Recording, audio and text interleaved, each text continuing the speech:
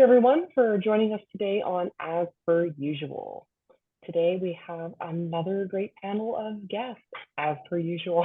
So in our study, we heard from participants that traditional academic culture is not designed to support patient engagement, let alone effective patient engagement. This is especially true for those academic researchers who are early in their career and do not have tenure. So how can we make progress in patient engagement when we're swimming against such a massive current? Well, that's a big question, Bryn. According to our study findings, it's all about achieving change in the values and structures that underlie academic culture. Specifically, we need to have an evolution to a state in which academic culture respects and values the contributions and experiences of every research partner, including those with lived and living experience.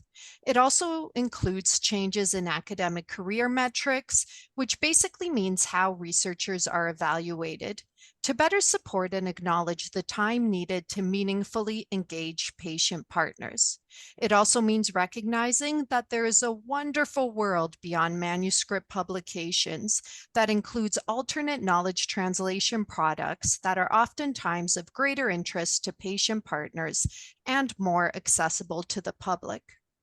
Finally, there's also a need for policies that support and encourage the active participation of patient partners in graduate student committees, tenure and promotion reviews, capacity building, knowledge mobilization, and peer review processes.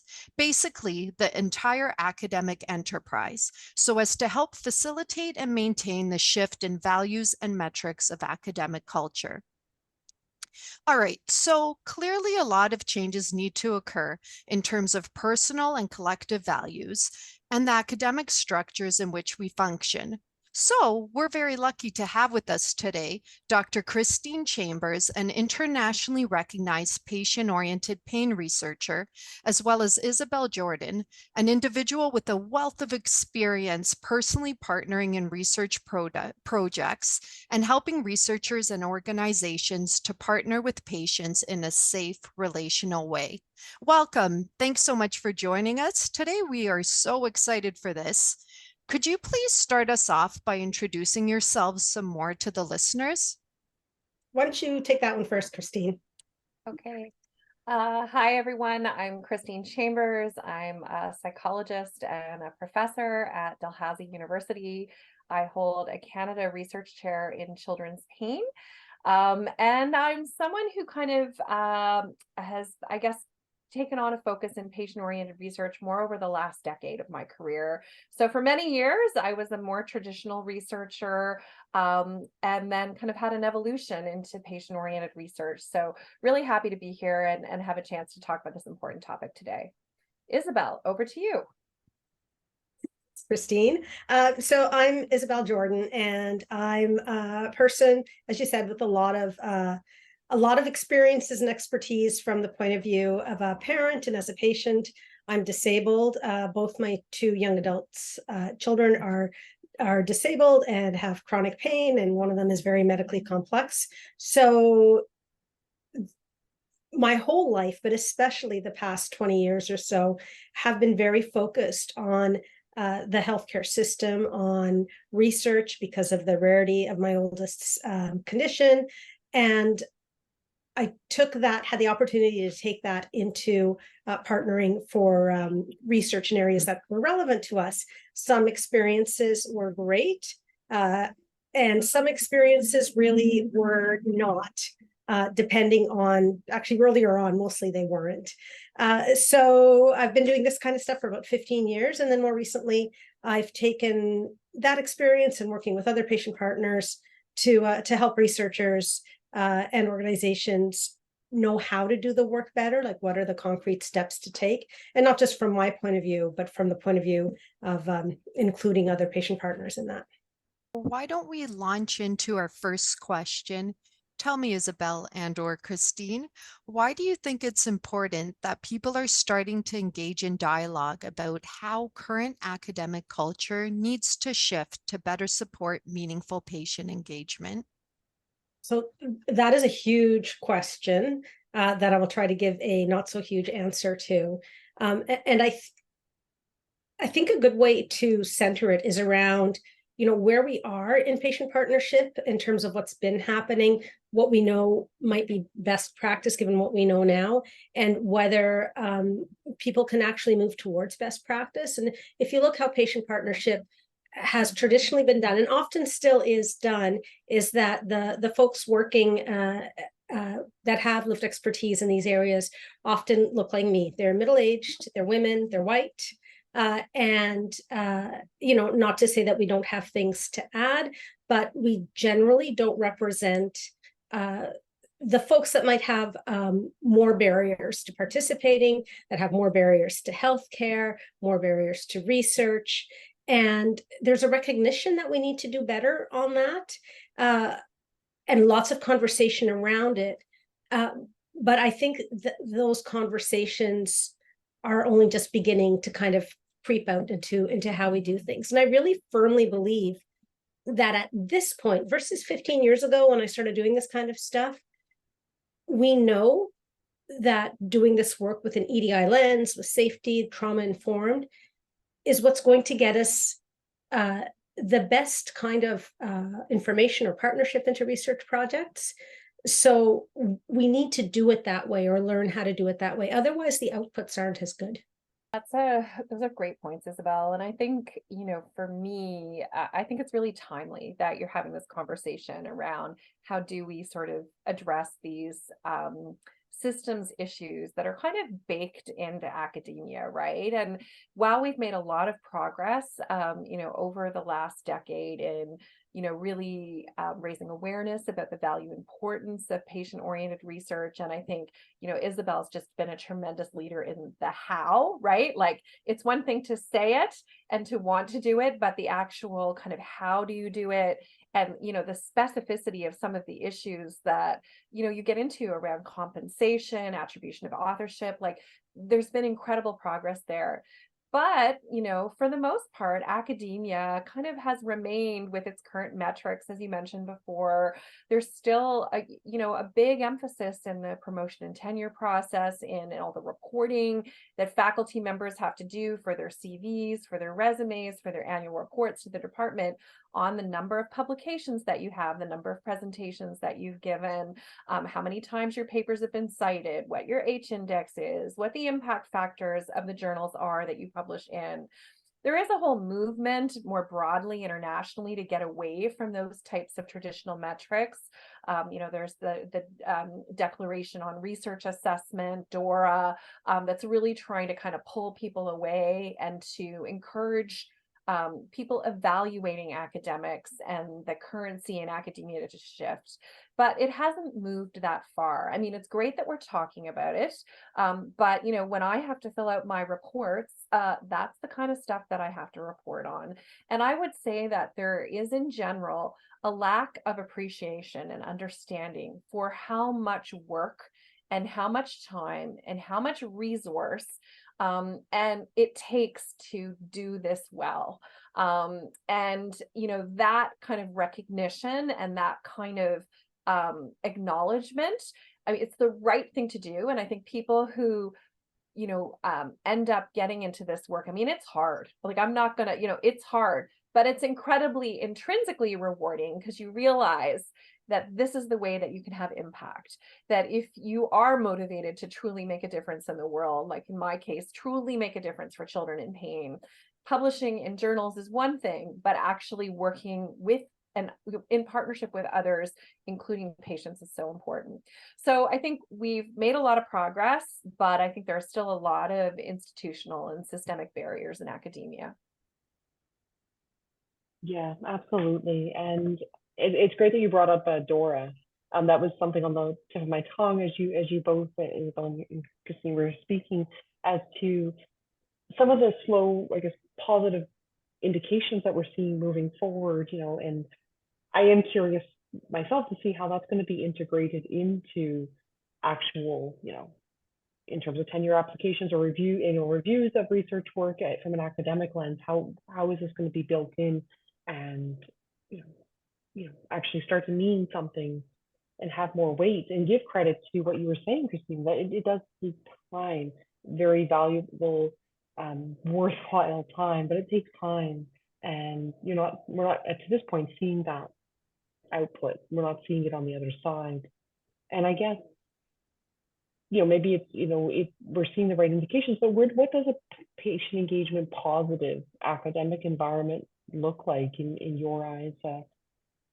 Either one. I mean, I think, oh, sorry. go ahead. I was just saying, I think that's a really interesting question, because patient positive, like environment for whom? Because I think we need to look at the environment has to be appropriate for the patient partners, but also for the researchers and the trainees in terms of how we can all work together in a good way. And there's kind of not different answers for each ones, but different ways of looking at it from the different point of views, and kind of all those things need to be, all those groups need to have their needs addressed in order to work well together. And I don't think that's generally happening. And then there has to be institutional support for that, which is we can get into that later. What do you think, Christine? Yeah, I mean, I think you're absolutely right. Positive for who? Like who are we talking about here? I mean, I think broadly the words that popped into my mind when I think about what a positive, engagement or patient engagement positive environment would be for me in academia is one in which it's understood, and that it's valued, and that it's also supported. So those are kind of the three words that jumped in for me. I would just say, in the ecosystems that I can have control over, and I think about Isabel's role just in my research lab, and Isabel and I collaborate in a lot of different ways and a lot of different projects, but she's a part-time, strategic lead for patient engagement within my research lab.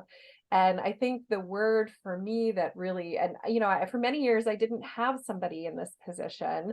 And Isabel's been in the role for a couple of years now. And what I think really makes it patient engagement positive for the trainees in my lab is that Isabel is integrated.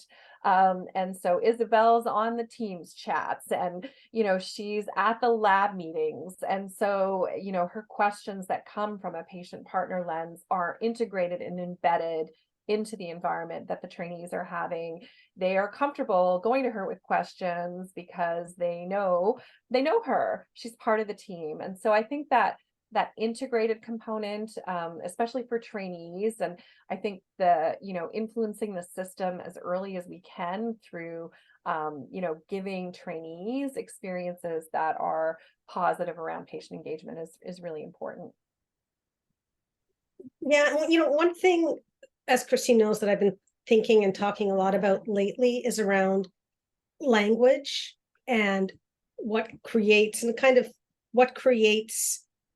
a place where the patient partner in the team on a research project is actually valued.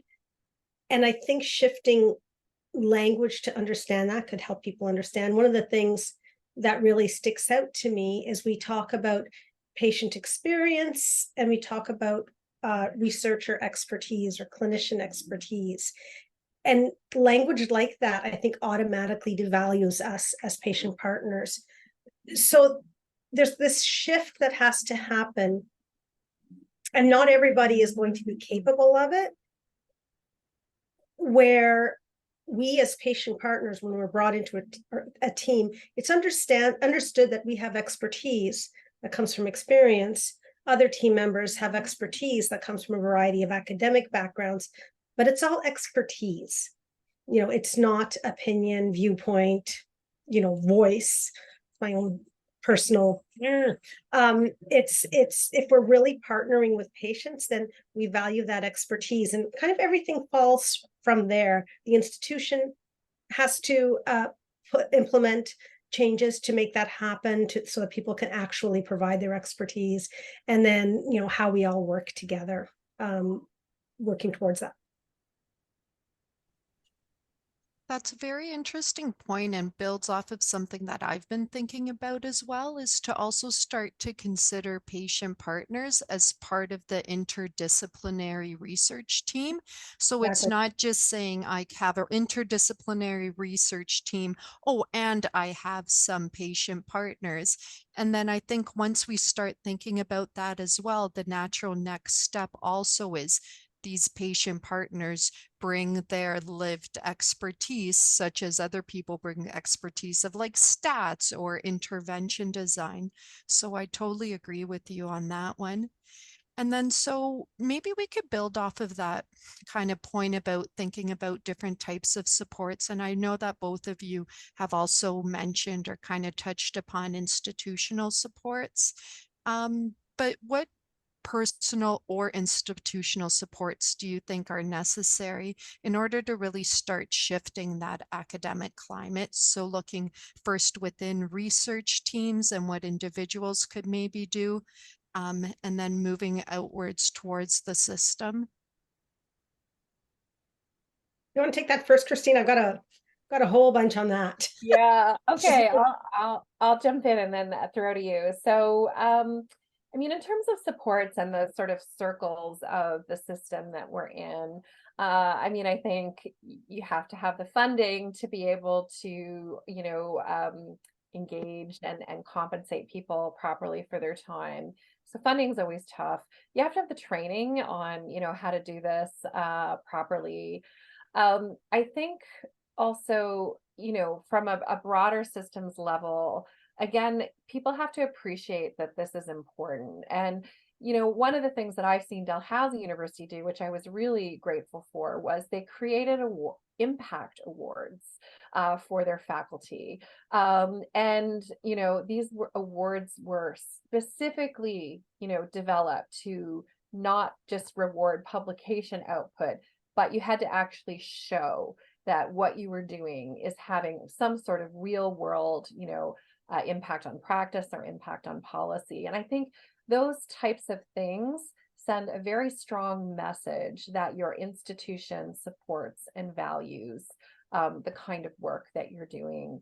I often say, like, in patient engagement, patient partnership, it doesn't really align with, again, all the metrics that we have. And in our world, if you can't measure it, you can't count it.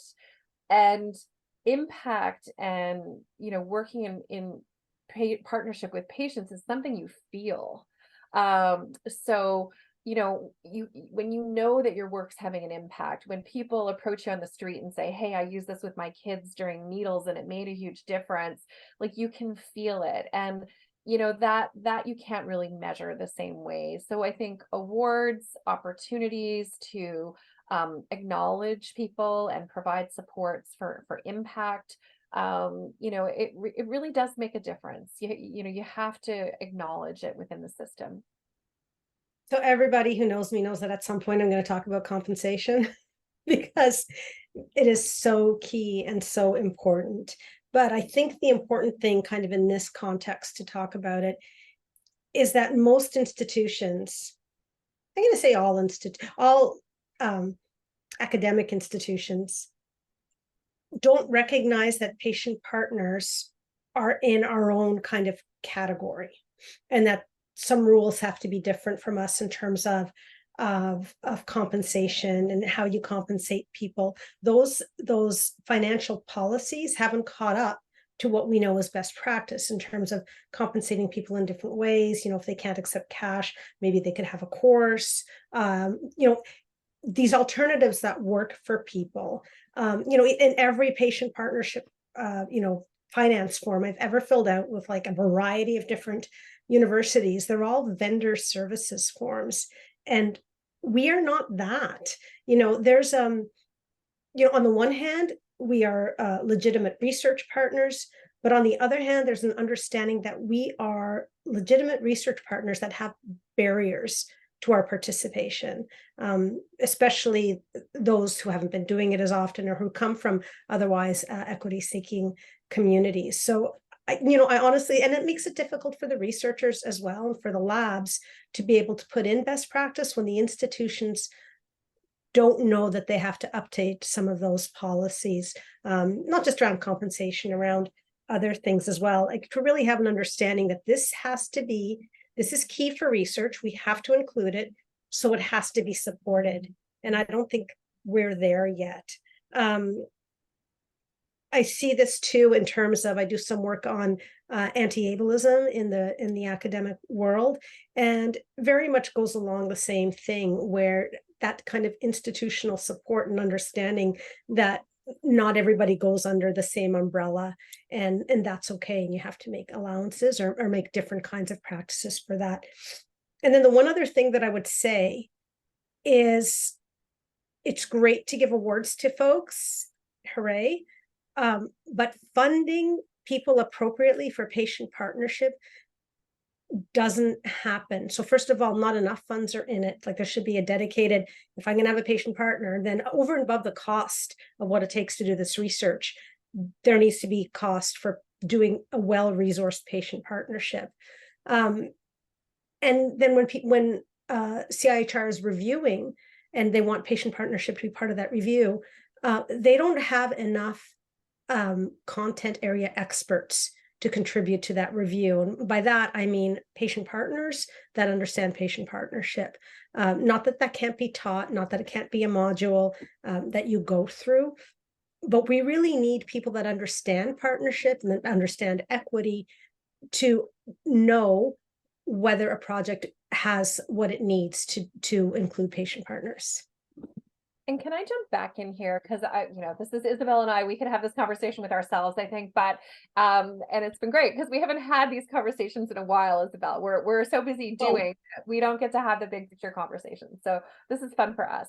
But I will say that, like, I've come to really appreciate all what I call the hidden costs, the hidden financial costs of doing patient partnership. So it's not just the compensation of the patient partner, but just to give you an idea of an exciting poster that Isabel and my lab led last year was all about, I can't remember the title, but in essence, it was navigating institutional barriers to implementing patient partner compensation, because all of this amazing compensation work has been done. But then when it actually comes to navigating the systems, the forms, as Isabel described, like, it was a whole project, right?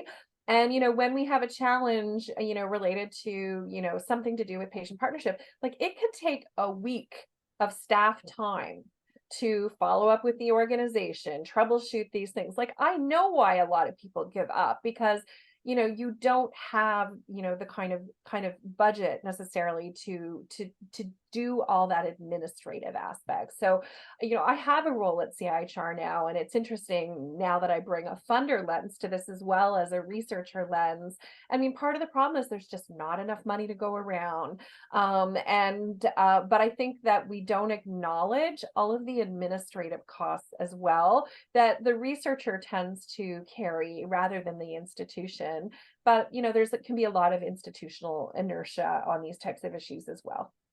Yeah, and not just administrative resourcing, but resourcing around supporting the people doing the partnership in terms of the lab, and supporting the patient partners, creating an environment for partnership that lets you have that relational approach, which I think is so key.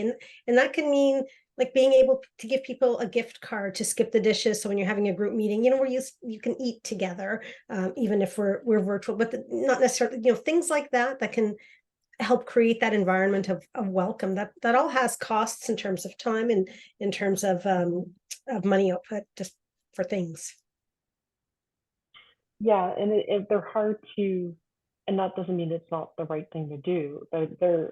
They're hard to put it, like, on a balance sheet, or they're looking, how do I quantify this in terms of time and put this in picture, and yeah, and I guess I was wondering, listening to, when you're talking about some of the institutional barriers of, that you've been going through, and these hidden administrative challenges, what have you found, either one of you, like, that's worked in the past as you've worked through your projects together, that have helped to dismantle some of those barriers or get around some of those barriers, even if the barrier is still there, because it is a bigger question and a bigger a bigger fight.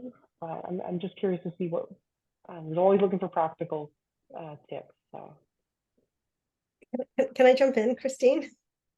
I've had experience myself with uh, 5 or 6 different universities in terms of being a patient partner with them, and then also hearing from colleagues who are also patient partners. And too often there aren't the resources or the understanding within that research project or the PI that certain things are barriers to patient partners, that methods of compensation, how you connect in meetings, like there's a slew of things that make best practices.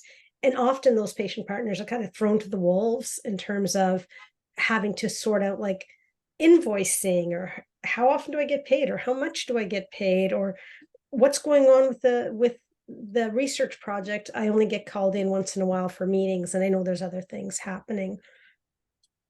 And where I've seen it done well, and I've certainly seen it done well some places, it's not the institution making it easier. It's the PI, the lab, the researcher taking it on themselves, which I don't think they should have to, because it's so, they're not funded for that, to get around the systems. Christine, I think about the various compensation resources that we have in your lab and also at SCIP. I mean, they represent a huge amount of time to create them, and they're created so that patient partners know that they're welcome, don't have to do administrative work that they might be difficult for them, and don't get traumatized by doing the work that we do. So yeah, where I've seen, I'm curious to hear if Christine knows of more, but every time I've seen it, it's been on the back of somebody who really cares about this work and can find resources to do it, or do it on their own time, which isn't right. Yeah, and I would say that it is a lot of work, and not everybody, and I think there's a lot of reinventing the wheel, which is why last year I was like, you all should present this at a conference, because I think that's the piece around it. And Isabel is wonderful. She's so active on social media and contributes to articles and everything, but I think that a lot of this like knowledge and experience sits within teams and is not shared across teams. And so I think opportunities, and I think it's why your podcast is so great, right? Because you're trying to like spread the word around how you navigated this. And so we are very, like, at SCIP, we have our compensation strategy, like, on our website. Anyone can access it. Anyone who reaches out, we're happy to share, like, what our sort of navigational approach is, recognizing that every institution is different and there are different barriers in different places. But yeah, I think just acknowledging that it is a lot of work, but that people should reach out and share. And I think, another area that Isabel's done incredible work over at SCIP is trying to improve the diversity of the types of patient partners we engage with. And that is really hard to do. And so all of that kind of sits with Isabel, right? And sits with core members of the SCIP team who've worked with her. But it's like, how do we scale and spread some of these things? And as SCIP is entering a transition period, we're entering our final year of Networks of Centers of Excellence funding. We've really been talking about, like, what is our legacy in particular areas? And this patient partnership piece, I think we've learned a ton. We've made tons of mistakes. We've tried lots of things that have worked, haven't worked. But how do we share this? I mean, that's one thing we're really good at in academia. We know how to share the results of research, right? Like, we know how to give talks, present posters, share, papers. But this kind of knowledge, really kind of, we don't share it the same way. We might talk about it, we might complain about it, but there aren't the same kind of dissemination mechanisms to share that kind of knowledge. Interesting too, because I think of the work that I've done with CIHR and the Institute of Genetics, that there's a role for funders to say these are the standards. And there's that tricky relationship between the funders and the academic institutions. But I think there's a way that they can learn from each other to kind of move this forward from an institutional point of view. And it's just really necessary. What you were saying, Christine, about working with an EDI lens. You know, I'm a middle-aged white lady. I am disabled, so yay, equity points, I guess. But the work is hard. The better you do it, the harder the work, and the more resourced it is. And it's so tricky because, like, I mean, honestly, in my opinion, I think that if you're not doing patient partnership with an EDI lens and really looking at the populations you're talking about in your research and how that's reflected in your patient partners, you're not doing good patient partnership. But to really effectively work with folks who are have been equity denied, requires more work in setup, creating safety, reaching out to people that haven't been reached out to before, creating relationships that of trust, that they know. I hate the word feel in this work, by the way, that they know that they're being valued, integrated, respected in the work. I love it. I work with psychologists. I'm like, no feeling words. You work with psychologists. There's one over here running the podcast. You're just surrounded by them. So I have a follow-up question, but before I do, could we take a little sidestep for those of our listeners who don't actually visit our Substack? And could you briefly explain to them what SKIP is in case they want to Google without actually visiting our website to our resources section to find the answer? Sure. So SKIP stands for Solutions for Kids in Pain, and it is a national knowledge mobilization network that links partners, patients, researchers, a variety of organizations together to help collaborate and coordinate to improve children's pain management. So we've been funded by the Networks of Centers of Excellence for the last 5 years, and we'll be transitioning into a new entity as an official Dalhousie Research Center in April. So that SKIP was actually kind of grew from more of a grassroots project that I was funded to lead from CIHR, where Isabel and I got to know each other. And actually, Isabel and I met over Twitter. I'm on the East Coast. She's on the West Coast. We collided on Twitter, and she started asking me really good questions in a very kind but assertive way, as she is so good at. And I've started learning a lot from her. So she joined a parent panel for a project I was running called It Doesn't Have to Hurt, in which we were using social media and digital media and partners to reach parents with information about children's pain. So yeah, so that really the focus of SKIP is it's a patients included organization in that patients are actively integrated in all aspects of what we do.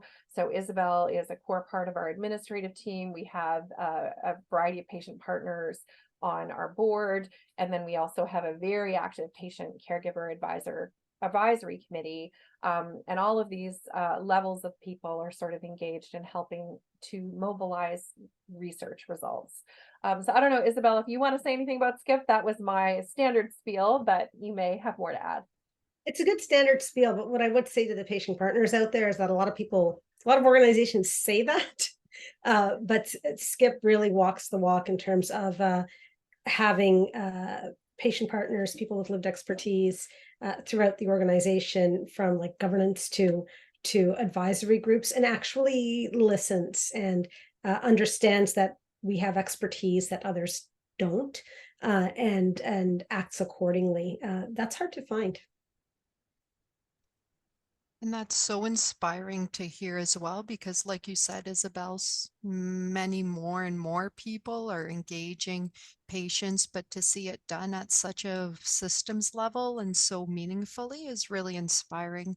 And hopefully people check it out too themselves so that they can even model, even if some of the aspects that are present within their own research group. So I have a question that builds off of what you've been talking about and also something that I've been thinking about myself. So this past semester, I co-developed a graduate level course, and one of the special things about it was that it was focused on approaches to patient engagement in research, which is awesome. But something we did was we actively included 6 patient partners in helping us co-develop the course, but as well as helping deliver it.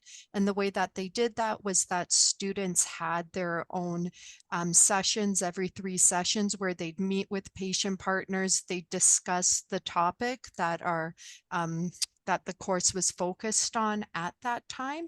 And then the patient partners also provided feedback on an engagement protocol that the students designed as well as their assignments. And something that we heard from the students was just how great it was not only to get to read about engagement, but actually see firsthand the benefits of engaging with patient partners. So it's that experiential learning.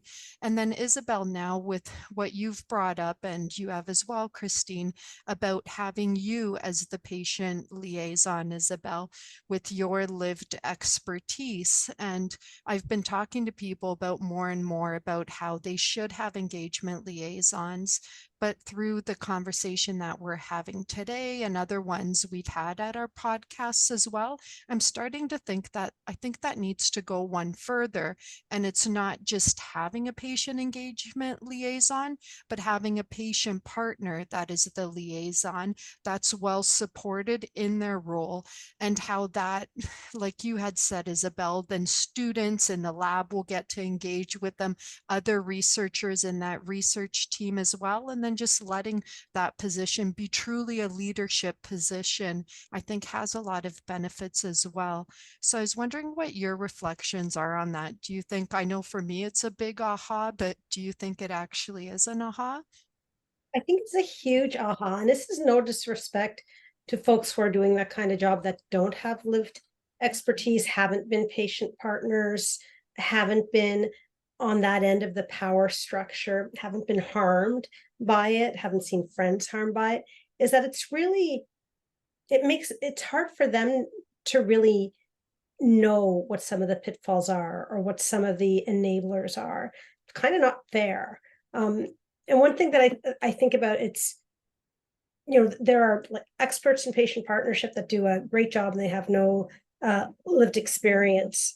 But there's a different value to having a patient partner who also has enough level of experience in partnership that they can provide that perspective and understanding and know to bring in other people. It's to me, it's like it's a completely different job, really, and one that has such a huge value.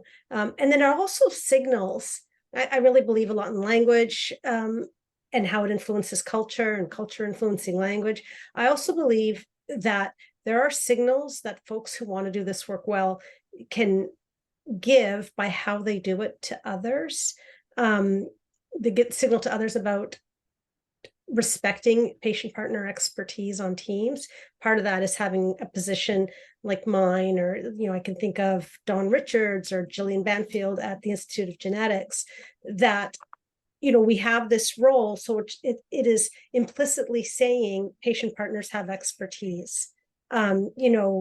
Using the word expertise instead of experience signals that it's, you're on an equal level. I always say patient partnership, not patient engagement, because partnership implies being a team member. Engagement kind of implies doing a favor, and it's not that. So yeah, I think it's really important, and I'm hoping there will be more roles like that. I'm just going to jump in and say, as Isabel was talking, I was thinking a lot about how we use the language of incentives, right? But we haven't used the language of like power and privilege within academia, right? And as Isabel was talking, I was really reflecting a lot on how, academics are rewarded and sort of build that power and privilege within their universities, but also within their research areas, and how you have to, and again, this is not incentivized in any sort of tangible way, but it's like you have to be willing to give up some of your space. I mean, this has to do around promoting equity and inclusion in other areas. And, I think for me, I've kind of gotten to the point where when someone asks me, to be on a podcast about patient, engagement, I'm like, well, I could do that, but I would do that. I would want to do that in partnership with a patient partner. And it's more work and it's harder. And I think one of the hardest but the best talks that I ever was a part of was a plenary that Isabel and I were asked to deliver together at a conference called Collaborating Across Borders. And Isabel and I both have our own talks, right? And it's way easier just to give your own talk. And Isabel and I didn't want to just do that. We didn't want to I'll give my talk, you'll give your talk, we'll conclude. We decided to interweave our key messages together. And it was very effective, but it took a lot of work. But a lot of academics don't want to share space. They want, because again, the way they're incentivized is to build their own program and to, so I think we need to talk about that as part of changing the incentives as well, that it's not so much what you do. And I mean, I've had an amazing career and I'm very grateful for it, but also what you give up or what you share to be able to create space for other voices and other conversations to be had. And I think I've just been so lucky to get to know Isabel, that we're very different in a lot of ways, but we also have a lot of very similar personality characteristics that allow us to feel comfortable with each other, right? Comfortable enough that Isabel will call me out, or I'll tell her I'm struggling with something. It's an honesty and a trust that I think has allowed us to grow our work in different ways and learn from each other. I think that says a lot, Christine, when you say it's an honesty and a trust, because those are the kind of the two principles patient partnership has to be built on, to make it effective, to make it safe. Something else that I thought of while you were talking about power imbalances is two things. One is that, a lot of really wonderful people that are kind and nice have difficulty recognizing that they have power, that there's a differential, and that's not helpful. It's really important to know when we have power in a relationship, because it can't be equalized. It is what it is, but it can be recognized, and you can work to overcome those, or work together, or build that trust. I think recognizing it is a huge part of building trust. And I think something else that goes along with that some researchers don't recognize, and some patient partners also don't recognize, is one of the things that can be really hard if those power differentials aren't kind of made explicit, is that I know for me, and I'm not going to talk for anybody else, but I'm sure for other people as well, a lot of my expertise come from negative experiences in healthcare. With clinicians who also represent, health researchers are often clinicians, or for the most patient partners, kind of equal kind of thing, right?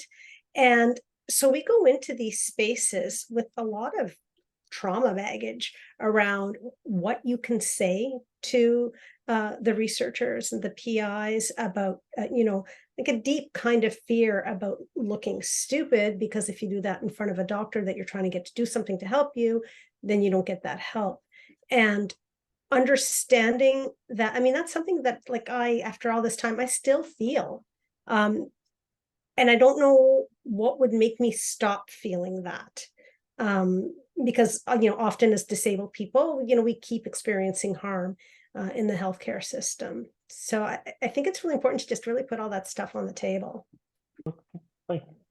Jumping, from the word incentive to, that is what it is. It's a power imbalance. It's the power structure inherent in the system that continues to perpetuate, generationally new researchers. And so it keeps getting, the same thing keeps happening over and over. And that, slowly we do have individuals who are, able to, like you said, trade that and make that space. And, but it's not as quick in my eyes as I would like us to see it. And I guess as we look to, bringing things, to to a close for the episode, I was wondering, normally we like to ask folks, what is the one thing, or can you name a thing, a practical thing moving forward that we can do with regards to the topic of discussion, that one thing we can start doing tomorrow to make a difference? And I guess I want to couch that a little bit in, what can we do to make it, to change that for the next generation of researchers? I think oftentimes when we have these conversations about incentives and changing academia to, and when I say academia, I do mean both medical and graduate education. How can we change it for the next generation so that they don't feel?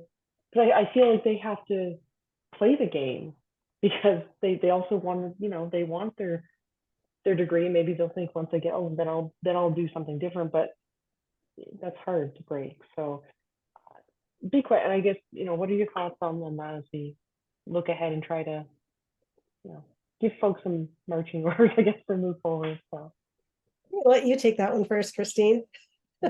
Yeah, I mean, I think for me, one of the most effective strategies is giving people that kind of experiential piece as early as possible in their career. I mean, I think we still need to work to overthrow the larger power structures and promotion criteria and all that stuff. So don't get me wrong, like we still need to tackle that, and I do in the ways that I have influence and can. But the most effective way, I think, to have a path forward is exposing as many trainees to this as possible, not just in the labs of people like me who, really believe in this, but also, I mean, I'm part of a training program called the North American Pain School, and we have, 30 trainees from around the world, basic science, clinical science, and, we always have 2 patient partners at the event. And, it's the basic science trainees often who are the most blown away by the power of patient conversations at lunch, for example. And I really feel like if we had to make one choice about where to invest a lot of effort and energy, it would be in those conversations and those opportunities to really get to know each other and develop that partnered oriented mindset as early as possible in people's careers. Absolutely that, Christine. And from a patient partner point of view, I think there's a huge role to play for, again, people like me, people who hold privilege as patient partners, to make room for others, to step aside when there'd be somebody who'd be more appropriate for that opportunity, to, even if we have the privilege to not partner with best practices, because we can kind of cushion our own personal harm, to not do that, to make sure that we're holding folks to a way of doing this that includes, I can't say all of us because that's way too optimistic for me, but includes more of us. Like I really do think there has to be some growth and recognition within the patient partner community about that as well. Thank you both. This has been such an enlightening conversation. And I wonder, before Bryn wraps up for us, Isabel, if maybe one of my favorite things that I say about patient engagement is that I don't have to have all of the answers. I don't even have to have many of the answers or ideas, because it's truly collaborative if you do it properly. So to your point about how perhaps academic researchers could help create a space where people feel more okay sharing and as though they're on the equal playing field, do you think an approach could be to be vulnerable? So more vulnerable, sometimes I feel, and as I get on with my career, I feel it less and less like you have to look like you have to know the answers, like you have to look like you know everything that's going on, but to bring that vulnerability as well. So you're asking people to share their lived expertise, these things that have happened. And if you never show any vulnerability, you never show any openness. And it could be something as little as, oh man, I had a bad day today, or I feel very nervous for this meeting, or like, I don't really know how to frame that research question. Do you think those are practical little things that people could also start to do to show that we're all humans and we're here trying to frame and figure out a problem together, so none of us have all the answers? We just hopefully all have good intentions. So if you'll allow me, I'm going to reframe that just a little bit. First of all, yeah, absolutely agree with you. This work is relational, has to be relational. I mean, life is like that. I think, I'm in projects completely not related to this kind of work. If I don't have a relationship with the other people in the projects in terms of actually caring about them or what happens to them or knowing a little bit about them, it's not very satisfying. As a patient partner going into something, if you know that the person in charge also has doubts, also wants to learn. I mean, for me, the best learning is learn together and how to do the work. It can make a really big difference. And along with that, again, I'm going to talk about feelings, is when including patient partners, when coming up with a patient partnership plan, when having meetings, I think it's really important for folks in charge to think, do I want this person to feel included, or do I want them to be included? And what does that look like? Because that's a tangible way. When I am included, I feel included. People can make me feel included and then completely ignore me later after it's all done. And it happens more often than I'd like. Not so much anymore, because I'm mean. But I think it's really important to think about, you don't want other research partners to feel included. You want them to be included. And if we keep that in our mind, I also often say respect comes before empathy. And empathy requires that you can see from somebody's point of view. And we don't need that. I mean, it's nice when you know people well and you have that empathy. What we need first is respect for our knowledge. You don't have to see how we see things, but if you say, I don't know this and you do, that shows respect. And then all those good feelings, I think, come from after that. It's an order of operations thing. Like bed maths in the math. I think that's a perfect place to to wrap things up in terms of, across all the episodes we've had so far, it never fails to surprise me. And I like to think it's not the psychologist in me, but that it does come back to relationships at the end of the day. So, I think that if there is one common thread throughout what Anna and I are both learning through these episodes, it's certainly, I think, reinforcing that message that at the end of the day, you have to have that relationship and look at it. It's relationship centered, not necessarily patient centered. So on behalf of Anna and I really want to thank both of you, Isabel and Christine, for joining us today, for sharing your expertise with us. And I'm really looking forward to listening again to the conversation. So for those listening in, you can, of course, you're on Spotify or Apple. If you can read the transcript and all the wonderful resources that they've both kindly shared with us on our Substack. And also on YouTube, we have a video of this conversation with closed captioning. So whichever way you like to take in your media, we have a few options for you. So again, thank you very much for joining us today. And let's all take these lessons and move forward and make patient engagement research the standard, or as per usual.